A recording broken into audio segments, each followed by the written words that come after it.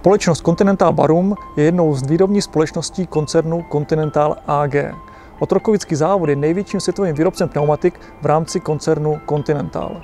Denní produkce je téměř 70 000 kusů osobních, nákladních a industriálních pneumatik. V České republice je z více než 5 000 zaměstnanci jednou z nejvýznamnějších společností.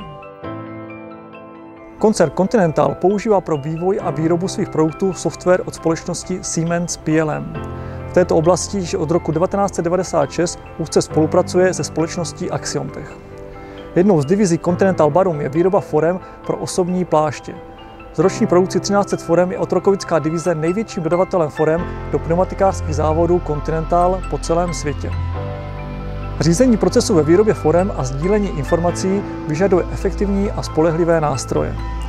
V tomto směru pro nás Axiomtech připravil na míru prostředí aplikace Teamcenter. Na počátku celého procesu přijímá oddělení plánování zakázku od zákazníka, převádí do systému Teamcenter a definuje termíny. Následně se proces rozděluje do oddělení konstrukce, programování CNC strojů a technologie. Vedoucí oddělení díky přehledu nad vytížením všech pracovníků předělí zakázku určené osobě nebo pracovní skupině. Na konci procesu v TPV výkresová dokumentace, technologické postupy a programy pro CNC stroje vstupují do výrobní fáze. Díky tomu, že převážná část dat dodaných zákazníkem je vytvořena v NX-CAD, je možné optimálně využít informace, které tato data obsahují. Na základě našich požadavků pro nás v Axiomtech vyvinuli aplikační nástavby, které automatizují poměrně velkou část rutinních činností konstruktéra nebo CNC programátora.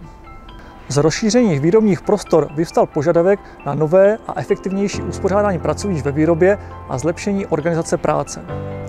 Aby bylo docíleno optimálního toku zakázek a tím zvýšení produktivity výroby, rozhodl se management v divize pro vytvoření digitálního modelu výroby pomocí řešení Technomatics. V první části byly naskenovány výrobní prostory včetně pracovišť a poté převedeny do elektronické podoby.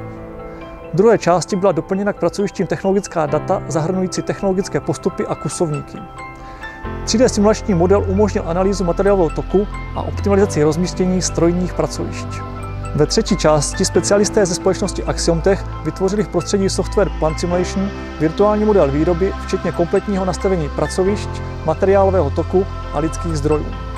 Společně s daty získaných z odváděcích terminálů ve výrobě systém Plant Simulation umožní každodenní operativní plánování zakázek a dlouhodobé kapacitní výpočty. Digitalizací a automatizací procesů s použitím nejnovějších technologií od společnosti Siemens PLM se ve spolupráci s Axiomtech dlouhodobě snažíme zvyšovat efektivitu práce, zlepšovat kvalitu vyráběných forem a plnit cíle společnosti Continental Barum.